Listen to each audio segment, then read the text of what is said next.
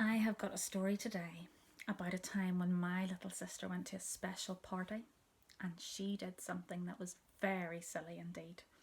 Would you like to hear it? It's called the Smart Girl.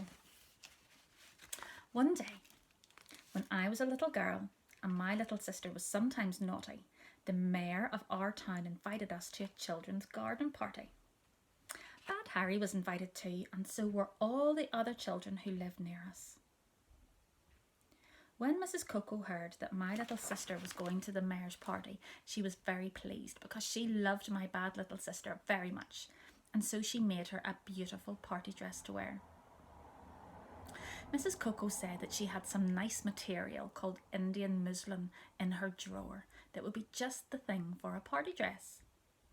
The Indian muslin material was all white with little white needlework flowers all over it. Mrs. Coco made it into a dress for my little sister, and when it was finished, she put a pink ribbon round the middle of it and pink bows on the sleeves, and she made a frilly petticoat to go under it. And when my little sister tried it on, she looked just like a beautiful new doll straight out of the box. Like there's a picture of her in her lovely dress. And she looked beautiful, just like a fairy doll. Bad Harry was there when my sister tried her dress on, and he opened his eyes very wide. "Nice," said Harry. "You do look nice." And he said, "Nice and nice and nice," to show my sister how very smart he thought she looked. My little sister didn't say anything. She just stood on the table and looked at herself in the mirror over the mantelpiece and was so pleased she couldn't speak at all. She was quite quiet until dear Mrs. Coco said, "Don't you like it?" Then she spoke and said, "Oh, Mrs. Coco, I'm just like a fairy. I think I must take it off quickly before it gets dirty." That was a surprising thing for my little sister to say, for as a rule, she didn't mind being dirty one bit. When our mother had taken the dress off for her, my funny sister ran to Mrs. Coco and hugged her and kissed her and said, "Dear Mrs. Coco, I love my smart dress. I love it very much, and I love me in it too." She wouldn't hug Mrs. Coco while she had the dress on because she was afraid of spoiling it. Wasn't she funny? Before the party day, my little sister often went upstairs and asked our mother to let her peep into the wardrobe and see the Indian muslin dress. But she didn't want to try it on again. She wouldn't even touch it. She said she wanted it to be absolutely beautiful for the party. When the party day came, she saw me getting ready to go, and my little sister said, "Mother, I will wear my smart dress now." And she stood straight and good on a chair while Mother washed her, and straight and good while she was dressed, and straight and good while her hair was brushed, because she wanted to look just like a fairy. Bad Harry came to call for us. Come on," he said, because he was impatient. But my little sister would not hurry. She said, "Goodbye," to our mother in a very quiet voice, and she took my hand like a good girl and walked very neatly in her white shoes, not scuffling the dust or anything. Mrs. Coco came to her gate to see us off, and my sister waved her hand to her. "I can't kiss you, Mrs. Coco," she said, "because I'm all neat and nice." And although Bad Harry said, "Hurry, hurry," and ran ahead and back again and again, she still walked very nicely and slowly with me. At last, we came to the mayor's garden party place. It did look grand. The mayor had hung lots of little coloured flags all around his garden, and the big gates were open and a band was playing, and we could hear Punch and Judy noises and see stripy tents inside.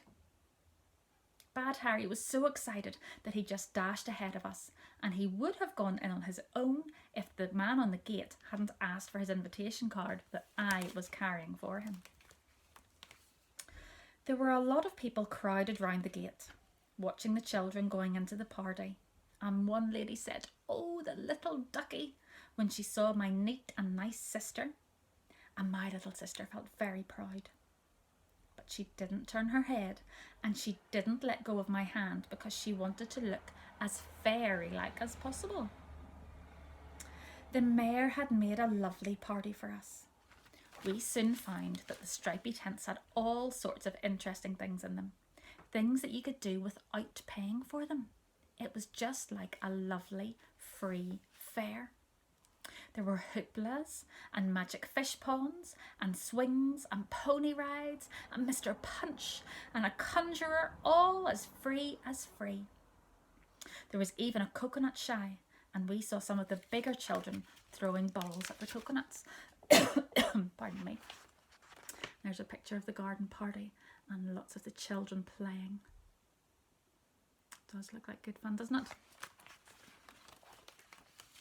Wasn't it kind of the mayor? We saw him walking in the garden with a gold chain round his neck, and he smiled at us and asked if we were having a good time. We said, yes, thank you. And he said, good, good. And we were enjoying ourselves. At least, I was. And Harry was. But my little sister didn't seem to be enjoying it very much at all. You see, she was afraid of spoiling her smart dress. And when the gentleman with the roundabout said, come on now, who wants a ride? She couldn't say me, because she wanted to look smart and she was afraid she might get her dress dirty on the roundabouts.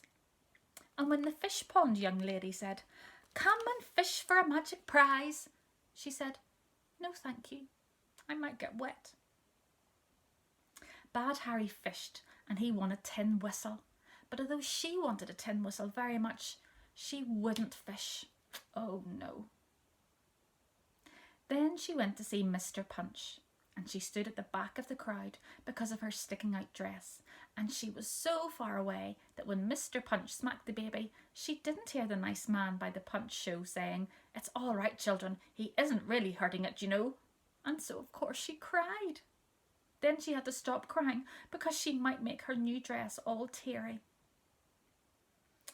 Bad Harry got quite cross at last, and he said, why did you wear that silly old dress? My sister said, it's not silly, it's smart. And Harry said, it's smart and it's silly if you can't do anything in it.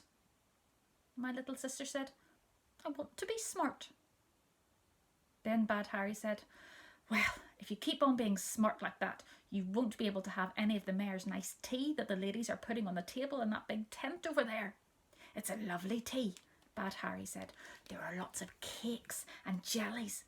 I know because I've just been over there to look. When my little sister heard about the tea and the jellies, and when she thought about the roundabouts and the fish pond, she began to feel quite sorry. But she didn't want to spoil her smart dress. She thought and thought. She saw the other children running about and sliding on slides and eating ice cream and throwing balls at coconuts. And then she had a funny idea. Very, very quietly, she walked away from the fireplace and round behind some bushes where no one could see her. I didn't notice her go because Bad Harry and I were trying to throw rings over some hooks on the hoopla stall. When I did find that she had gone, I was very worried, especially as a big gentleman in a red coat began to bang on a tray and call out, now children, line up and we will all go in for tea. I must say I didn't want to have to go and look for my sister just at tea time. I thought that the other children might eat all the cakes and jellies and things before I found her, and I wouldn't like that much. But I had promised to look after her, so I began to ask people if they had seen her. I was just asking a lady when I heard everyone burst out laughing. All the boys and girls laughed, and the roundabout man, and the punch man, and the fish pond lady, and the mayor, and Bad Harry. They laughed and laughed and laughed.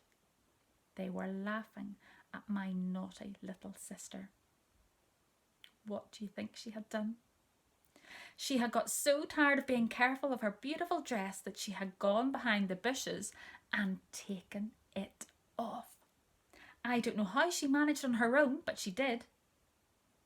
She had taken off her dress and her lovely frilly petticoat and put them very carefully over a garden seat, and out she jumped, her old noisy jumping self again, skipping up and down in her little white vest and her little white knickers. And she was laughing too. Now I can have swings and fish ponds and roundabouts and a big tea, she shouted. Now I can be me again. She was very pleased with her good idea. I shan't spoil my beautiful dress now, she said. Aren't I a clever girl? What would you have said if she had been your naughty little sister? I wonder, what would you have said? Would you have laughed? Would you have hidden your eyes? Would you have been cross? Or would you have been embarrassed? But at least she was able to have good fun at the party. So I hope you enjoyed that one. And I'll see you next time. Bye bye.